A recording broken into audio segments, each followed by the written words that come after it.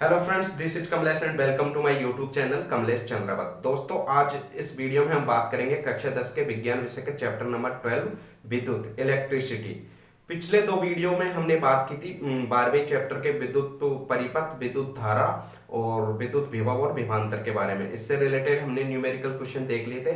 जबकि second video में हमने बात की थी ओम का नियम, जो कि बहुत ज़्यादा इंपॉर्टेंट है। ओम के नियम के अलावा हमने उसमें प्रतिरोध के बारे में पढ़े थे, प्रतिरोध किन किन बातों पर निर्भर करते हैं उसके बारे में पढ़ा था, और विद्युत प्रतिरोधकता के बारे में भी हमने पढ़ लिया था। इनसे रिलेटेड न्यूमेरिकल क्वेश्चन भी हमने कर लिए थे। आज के वीडियो में हम बात करेंगे प्रतिरोध निकाय का संयोजन किस प्रकार से हम कर सकते हैं, कितने प्रकार से हम कर सकते हैं। तो प्रतिरोधकों का निकाय का संयोजन हम परिपथ में दो प्रकार से कर सकते हैं। एक तो श्रेणी क्रम संयोजन, जिसे हम सीरीज वाइज कॉम्बिनेशन, जबकि समांतर या पार्षद क्रम संयोजन, जिसे हम पैरेलल वाइज कॉम्बिनेशन कहते हैं। आज के टॉपिक से बात करने से पहले मैं आपको एक मोटिवेशनल लाइन के बारे में सुनाना चाहता हूं। तो मोटिवेशनल लाइन पीछे बोर्ड पे हमें दिखाई दे रही है कि हो चुका आगाज रण का, अब युग बदलने की तैयारी है, जीत उसी की होगी जिसका संघर्ष जारी है। हो चुका आगाज रण का, अब युग बदलने की तैयारी है, जीत उसी की होगी जिसका संघर्ष जारी है।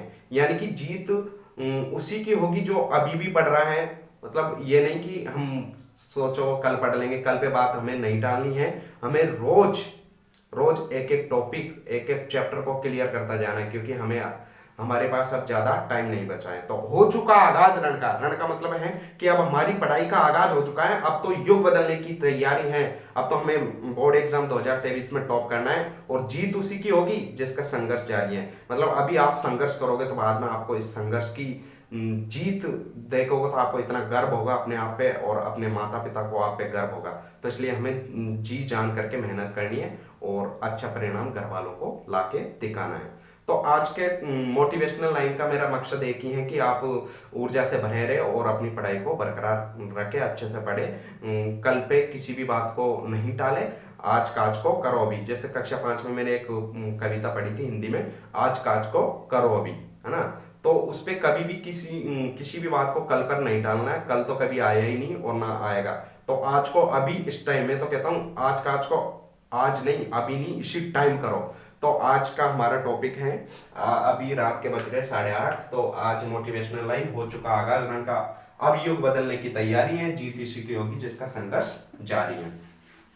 तो आज का हमारा टॉपिक है प्रतिरोधकों के निकायों का संयोजन। तो प्रतिरोधकों के निकायों का संयोजन दो प्रकार से होता है। एक तो श्रेणी क्रम संयोजन, जिसे हम सीरीज वाइज कॉम्बिनेशन कहते हैं, और एक हो गया समांतर क्रम या पार्षद क्रम संयोजन, जिसे हम पैरेलल वाइज कॉम्बिनेशन कहते हैं। तो श्रेणी क्रम संयोजन की डेफिनेशन पहले हम देख लेते हैं। तो श्रेणी क्रम संयोजन में परिपथ में प्रतिरोधकों का ऐसा संयोजन, या माना किसी परिपथ में हमारे पास तीन प्रतिरोध है। कौन कौन से तीन प्रतिरोध हैं? R1, R2 और R3। ये हमारे पास तीन परिपथ में तीन संयोजन हैं, तीन प्रतिरोध हैं जिनका हमने संयोजन कर रखा है। तो परिपथ में प्रतिरोधकों का ऐसा संयोजन जिसमें R1 प्रतिरोध का पहला प्रतिरोध का सिरा विद्युत परिपथ की बैटरी से या विद्युत परिपथ से, जबकि R2 का पहला सिरा R1 के दूसरे सिरे से, और R3 का पहला सिरा R2 के दूसरे सिरे से, और R3 का लास्ट का सिरा, दूसरा सिरा है वो परिपथ से जुड़ा हो, यानी कि एक सीरीज में जुड़ा हुआ है। जैसे R1 का पहला सिरा तो परिपथ से जुड़ा हुआ है यहाँ पे, और जबकि R1 का दूसरा सिरा R2 के पहले सिरे से जुड़ा हुआ है, और R2 का दूसरा सिरा R3 के पहले सिरे से जुड़ा हुआ है। इस प्रकार का ही संयोजन, यानी कि प्रतिरोधकों का पहला सिरा दूसरे सिरे से जुड़ा हुआ रहता है। ऐसे संयोजन को हम कौन सा कहेंगे? श्रेणी क्रम संयोजन। जबकि समांतर क्रम संयोजन में हम प्रतिरोध होते हैं, जैसे मान लो हमारे पास R1 R2 तीन प्रतिरोध हैं, तो उनको हम किसी दो बिंदुओं के बीच में जोड़ेंगे। कितनी? दो बिंदुओं के बीच में। जैसे हमारे पास X और Y दो बिंदु हमने ले लिए। जैसे एक प्रतिरोध हमने ले लिया, कौन सा? R1 ले लिया, मान लो R1 है ना। तो R1 प्रतिरोध ले लिया, तो R1 का पहला सिरा तो X से, दूसरा सिरा Y से। ऐसे ही हमने क्या ले लिया? R2 ले लिया, तो R2 का पहला सिरा तो X से, दूसरा सिरा Y से। ऐसे ही हमने क्या ले लिया? R3 ले लिया। क्या ले लिया? R3 ले लिया। तो R3 का भी पहला सिरा X बिंदु से और दूसरा सिरा Y बिंदु से, यानी कि प्रतिरोधकों का ऐसा संयोजन जिसमें सभी प्रतिरोधों का पहला सिरा तो X बिंदु से जबकि दूसरा सिरा Y बिंदु से जुड़ा हुआ, यानी कि उनका दोनों सिरे दो बिंदुओं से जुड़े हुए रहते हैं। ऐसे संयोजन को हम क्या कहते हैं? समांतर क्रम संयोजन कहते हैं। अब इनको श्रेणी क्रम संयोजन और समांतर क्रम संयोजन की परिभाषा तो हम पढ़ चुके हैं। उसके बाद में हम देखेंगे श्रेणी क्रम संयोजन में जो प्रतिरोध हैं उनके निकायों का टोटल प्रतिरोध कितना आता है, यानी कि टोटल प्रतिरोध श्रेणी क्रम में कितना आएगा। यानी श्रेणी क्रम में हम प्रतिरोधों को जोड़ेंगे। श्रेणी क्रम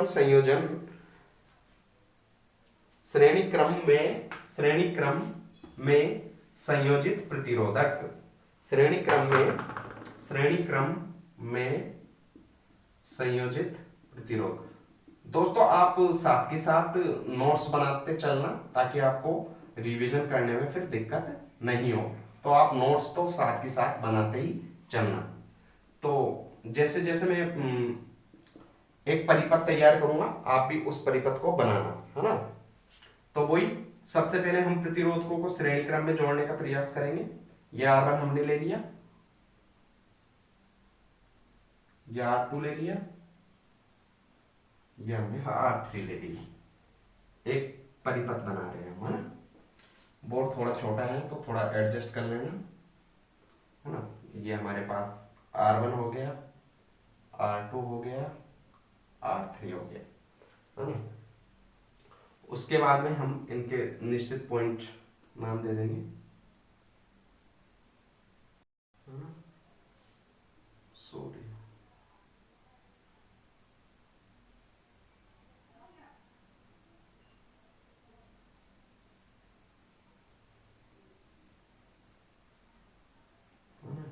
दो पॉइंट दे लो X और Y। X और Y तो हमने ये दे लिए, X Y, इनको कुछ भी दे दो, P Q R S, इसको नीचे लिख लेते हैं, कहाँ लिख लेते हैं? नीचे लिख लेते हैं। साथ के साथ बनाते जाओ आप भी ताकि आपको दिक्कत ना हो। R2 और R3। अब देखो श्रेणी क्रम में जब हम प्रतिरोधकों को जोड़ते हैं तो प्रतिरोधकों में जो धारा बहती है वो तो समान बहती है, यानी कि श्रेणी क्रम में प्रतिरोधों का संयोजन करते हैं तो धारा का मान तो क्या होगा? समान होगा। क्या होगा? समान होगा। जबकि उनके बीच में जो विभवांतर होगा वो अलग अलग होगा। कैसा होगा? अलग अलग होगा। तो ये क्या हो जाएगा? V1 हो गया, ये क्या हो गया? B2 हो गया। थोड़ा एडजस्ट कर लेना, छोटा है। ये क्या हो गया? B3 हो गया। ये हम इसमें बैटरी जोड़ देते हैं, पॉजिटिव चार्ज, पॉजिटिव नेगेटिव, एक कुंजी हम लगा देते हैं, एक एमीटर हम लगा देंगे। परिपथ सबको बनाना आना चाहिए, है ना। ये आई हो गई, ये भी आई, ये यहाँ से जाएगी, है ना। ये नेगेटिव, ये पॉजिटिव, है ना।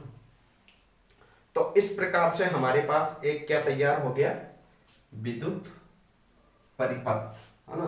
तो विद्युत परिपथ में हमने इस प्रकार विद्युत परिपथ बनाया था। विद्युत परिपथ में हमने तीन प्रतिरोधों को श्रेणी क्रम में जोड़ दिया था, है ना। तीन प्रतिरोधों को किस क्रम में जोड़ दिया था? श्रेणी क्रम में संयोजित कर दिया था, है ना।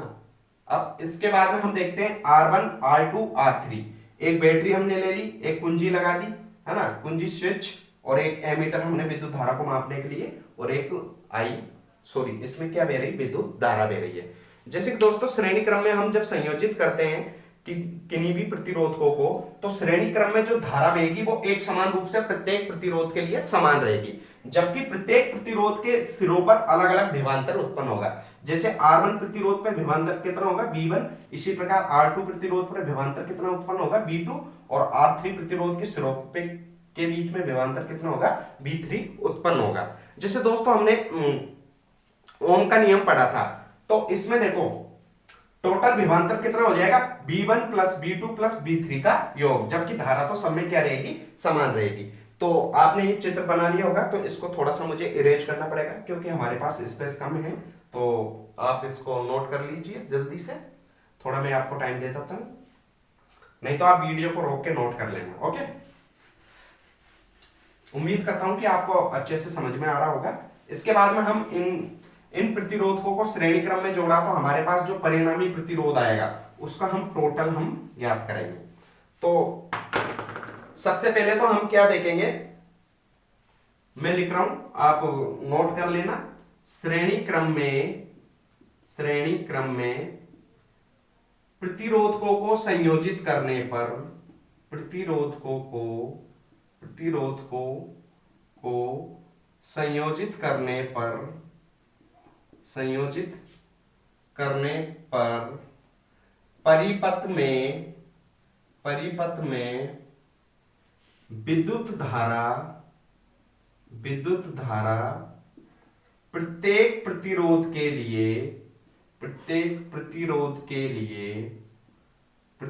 के लिए समान रूप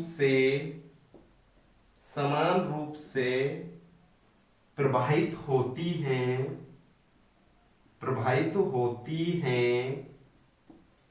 जबकि विभवांतर का मान प्रत्येक प्रतिरोध के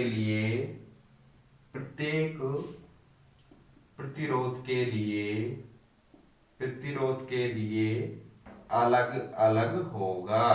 क्या होगा, अलग अलग होगा। अर्थात कुल विभवांतर बराबर तब B बराबर क्या हो जाएगा, B1 plus B2 plus B3।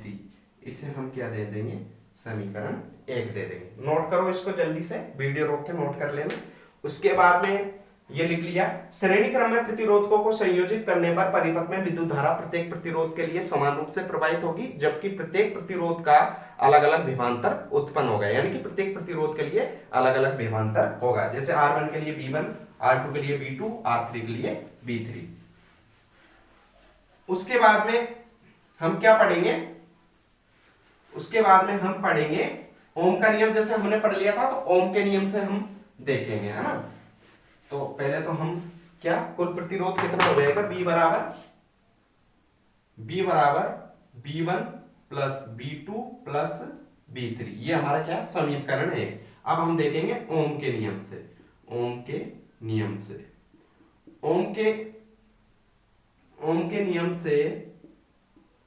नियम से हमने क्या पढ़ा था, ओम के नियम से जो टोटल प्रतिरोध होगा वो उसका विद्युत धारा और विभवांतर के बीच में जो हमने विद्युत धारा और विभवांतर के बीच में जो संबंध देखा वो हम पढ़ेंगे।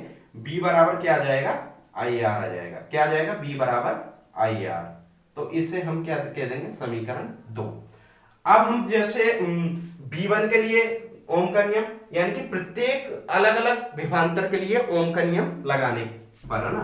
तो प्रत्येक विभवांतर पर, प्रत्येक अलग अलग विभवांतर के लिए ओम का नियम से, है ना, ओम का नियम।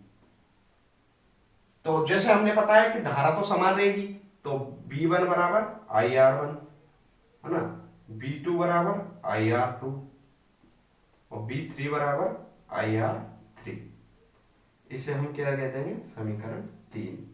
तो हम तीनों समीकरण, जैसे समीकरण 3 से समीकरण 2 से मान हम किस में रख देंगे, समीकरण 1 में। मान किस में रख देंगे हम, समीकरण 1 में।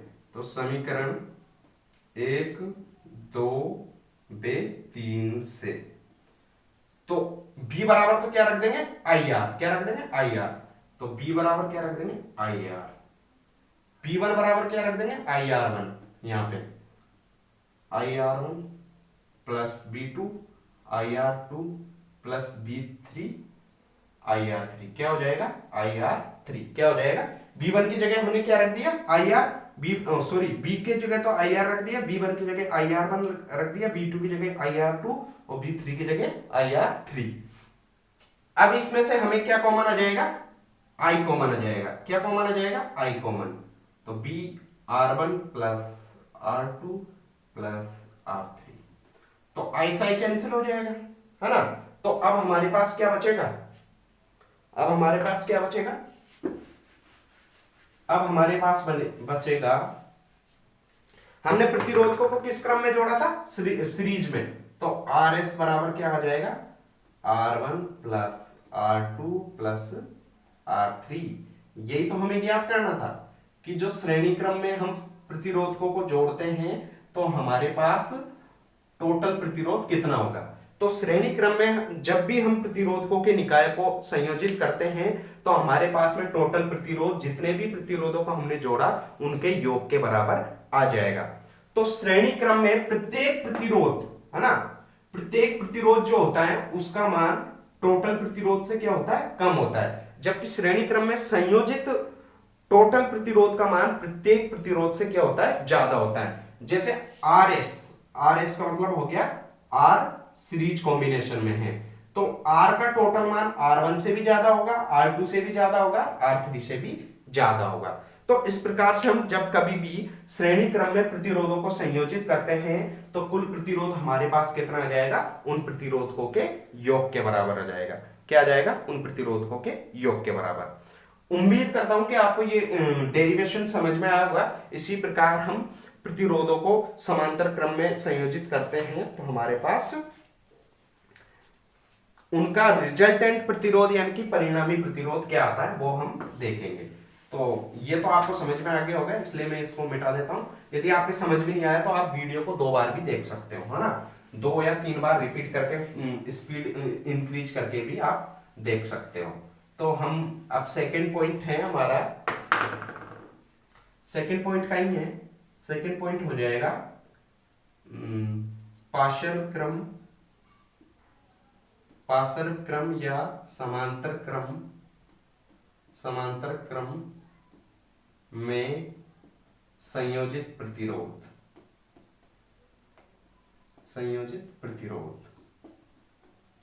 तो उसी प्रकार सबसे पहले तो हम एक क्या बनाएंगे, R1 बनाएंगे समांतर क्रम में। तो वही हम पहले की तरह एक परिपथ लेंगे, ले लो यहां पे,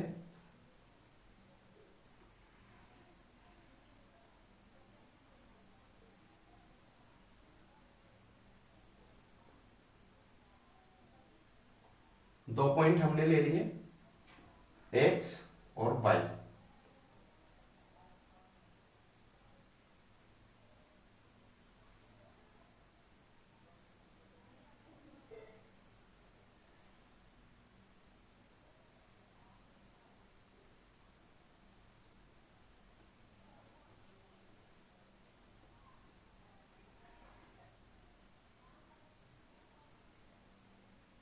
ये हमारे पास R1, R2, R3,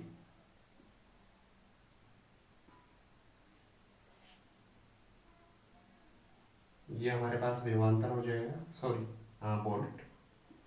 अब देखो विभवांतर इसमें सेम हो जाएगा, क्यों हो जाएगा, क्योंकि एक ही सिरों पर उत्पन्न हो रहा है, सभी एक ही सिरा है इनका, ये पॉजिटिव ये नेगेटिव, ये विद्युत धारा ऐसे, और इसमें जबकि I है वो अलग अलग प्रतिरोध के लिए अलग अलग प्रवाहित हो जाएगी। ये हमने बैटरी ले ली यहाँ पे, ये एमीटर हो जाएगा इधर,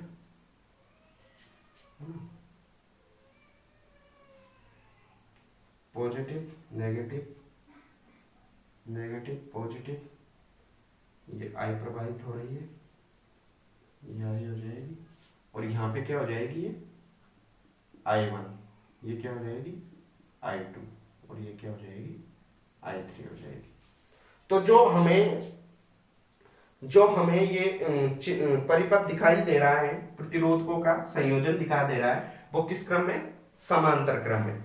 तो समांतर क्रम में हम जब भी परिपथों को संयोजित करते हैं तो उनके बीच में जो विद्युत धारा प्रवाहित होती है वो अलग अलग प्रतिरोध के लिए अलग अलग प्रवाहित होगी। जैसे ये I विद्युत धारा यहां से प्रवेश कर रही है तो यहां पे जाएगी, R1 प्रतिरोध से प्रवाहित होने वाली विद्युत धारा क्या हो जाएगी, I1 हो जाएगी। इसी प्रकार I2 प्रतिरोध से प्रवाहित होने वाली विद्युत धारा कितनी हो जाएगी, I2 हो जाएगी। R2 प्रतिरोध से कितनी होगी, I2। उसी प्रकार R3 प्रतिरोध से क्या हो जाएगी, I3। जबकि इन दोनों विभवांतर किस X और Y पॉइंट पर ये विभवांतर उत्पन्न हो रहे हैं, तो सभी प्रतिरोधकों का कॉमन पॉइंट हो गया X और Y, तो क्योंकि R1 का सिरा भी इससे जुड़ा हुआ है, R2 का भी इससे जुड़ा है, R3 का पहला सिरा भी X से जुड़ा है, जबकि R1 का दूसरा सिरा, R2 का दूसरा सिरा, R3 का दूसरा सिरा किससे जुड़ा है, Y बिंदु से जुड़ा हुआ है। इसी कारण इनके बीच में जो विभवांतर उत्पन्न होगा वो क्या होगा, एक समान उत्पन्न होगा, यानी कि B होगा, जबकि विद्युत धारा अलग अलग रहेगी।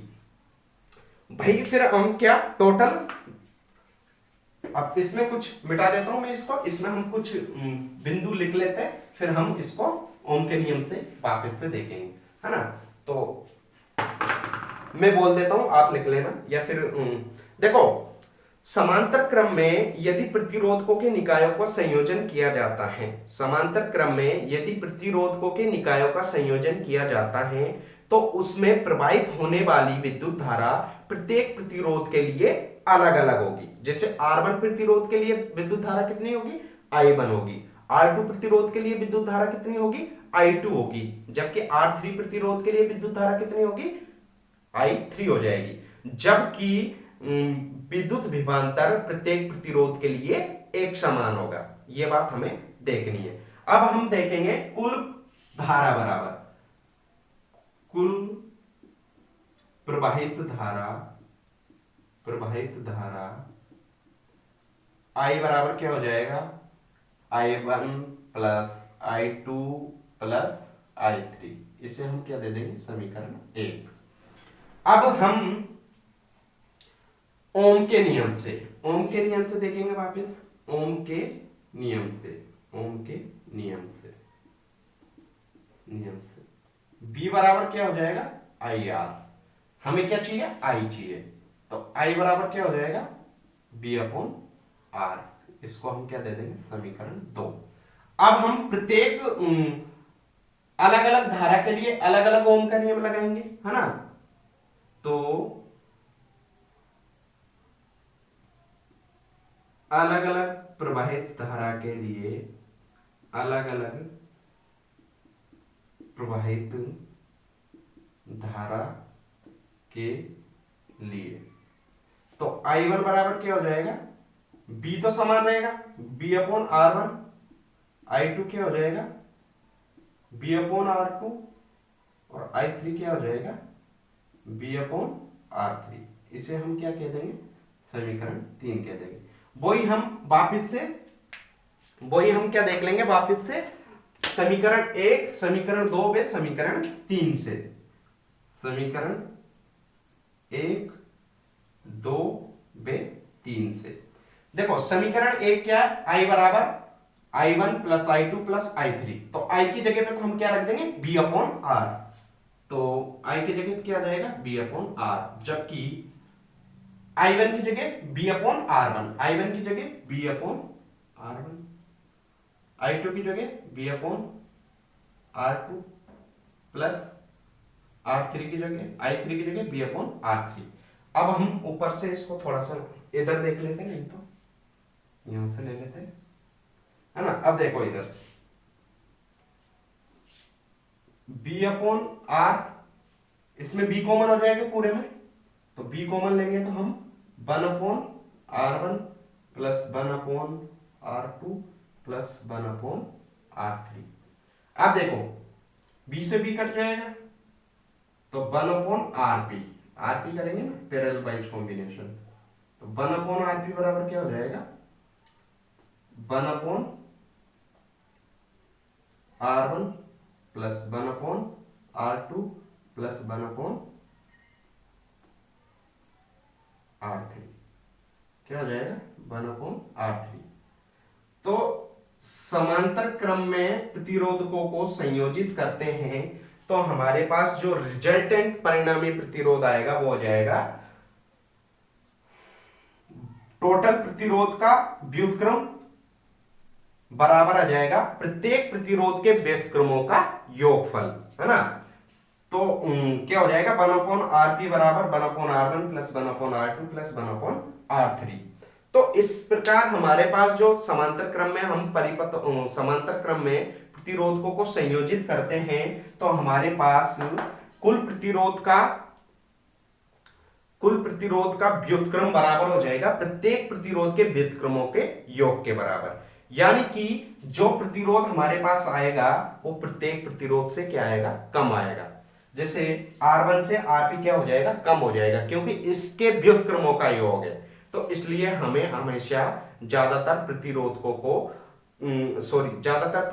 को यदि हमें विद्युत धारा प्रतिरोध कम चाहिए तो हमें समांतर क्रम में जोड़ना चाहिए, जबकि हमें विद्युत धारा जिससे हमें विद्युत धारा अलग अलग प्रतिरोध के लिए अलग अलग हमें प्राप्त हो जाएगी।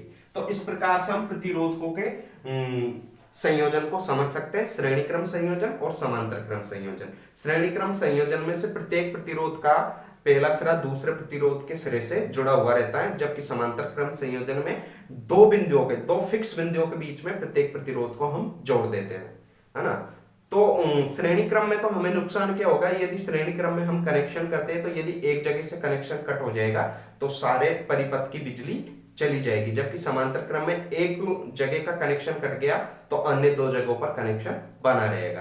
तो इस प्रकार से हम परिपथों के प्रतिरोधकों के निकाय को संयोजित कर सकते हैं और उनका परिणामी प्रतिरोध को हम देख सकते हैं।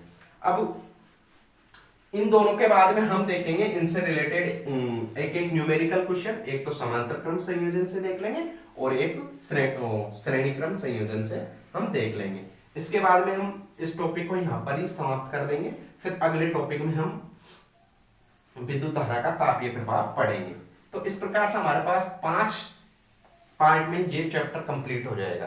तो हम न्यूमेरिकल क्वेश्चन एक देख लेते हैं। एक न्यूमेरिकल क्वेश्चन हम देखते हैं। एक विद्युत लैंप जिसका प्रतिरोध विद्युत लैंप का प्रतिरोध एग्जांपल है ये आपका 12.7, है ना। विद्युत लैंप का प्रतिरोध जिसे हम विद्युत लैंप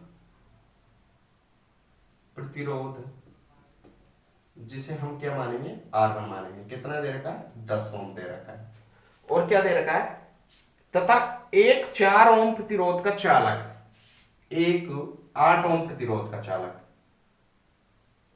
R2 बराबर क्या दे रखा है, R2 बराबर 8 ओम का चालक। विभवांतर कितना दे रखा है, 6 वोल्ट। विभवांतर कितना दे रखा है, विभवांतर दे रखा है 6 वोल्ट दे रखा है। तो इस चित्र में ऐसे दे रखा है, जैसे ये तो हमारे पास 8 ओम का दे रखा है जिसे हम R2, है ना, और एक हमारे पास बल्ब दे रखा है ऐसे जिसे हम R1 मान लेंगे, और ये कितने दे रखा है, 10 ओम का दे रखा है। ये जुड़े हुए हैं श्रेणी क्रम में, है ना। एक 6 वोल्ट की बैटरी इन पे लगी हुई है,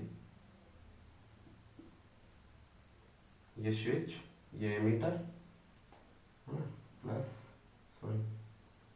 प्लस माइनस माइनस प्लस, ये आई इसमें प्रवाहित हो रही है, ये ऐसे, है ना। तो इस प्रकार से ये दिया हुआ है। तो हमें इसमें ये कुंजी दे रखी है, इसमें हमें क्या ज्ञात करना है, दो चीजें इस तरह से। तो आप परिपथ को बना लेना वीडियो को पॉज करके, उसके बाद में हम देखते हैं इसमें क्या ज्ञात करवा रहा है। फर्स्ट में तो ज्ञात करवा रहा है परिपथ का कुल प्रतिरोध, परिपथ में प्रवाहित विद्युत धारा। परिपथ का कुल प्रतिरोध हमें ज्ञात करना है, कुल प्रतिरोध, है ना। दूसरा हमें ज्ञात करना है प्रवाहित धारा।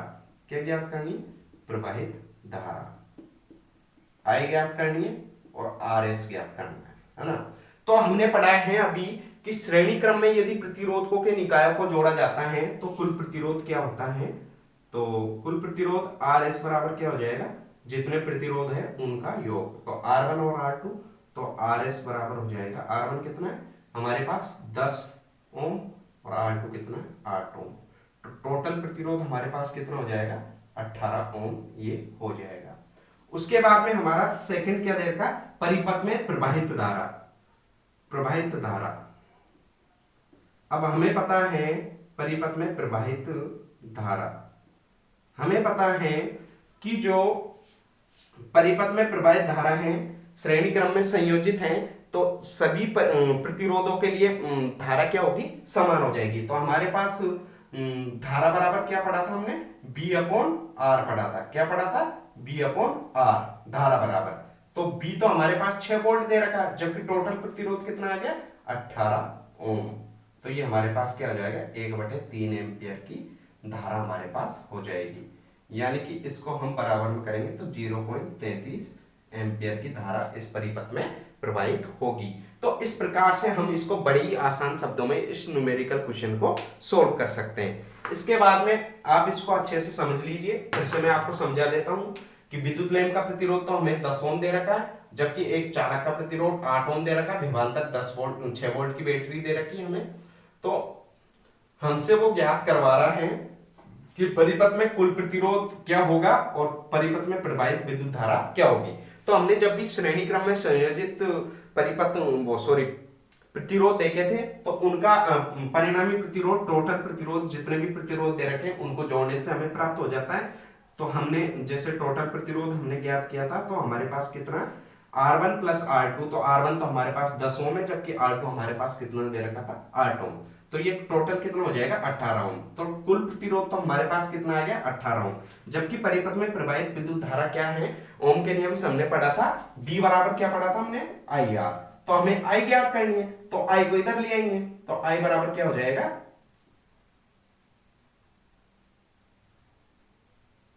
R अपॉन B बराबर IR। हाँ, तो B बराबर I बराबर क्या हो जाएगा, B अपॉन R। क्या हो जाएगा, B अपॉन R। तो B हमारे पास 6 वोल्ट है, कितना है, 6 वोल्ट। और प्रतिरोध हमारे पास कितना आया था, 18। तो 6/18 यानी कि 1/3 यानी कि 0.33 एम्पियर। तो इस प्रकार से हम इस क्वेश्चन को सोल्व कर सकते हैं। इसी प्रकार हम समांतर क्रम के लिए भी एक न्यूमेरिकल क्वेश्चन देख लेते हैं, उसके बाद में हम इस वीडियो को यहां पर ही समाप्त करेंगे। पाश्चात्य क्रम के लिए हमारे पास एक न्यूमेरिकल क्वेश्चन है। एक परिपथ दे रखा है, उसमें हमें R1, R2, R3 के मान के क्रम से 3 प्रतिरोधों को 12 वोल्ट की बैटरी से संयोजित कर रखा है। ऐसे जैसे ये हमारे पास 2 पॉइंट है, ये दे रखा है ना,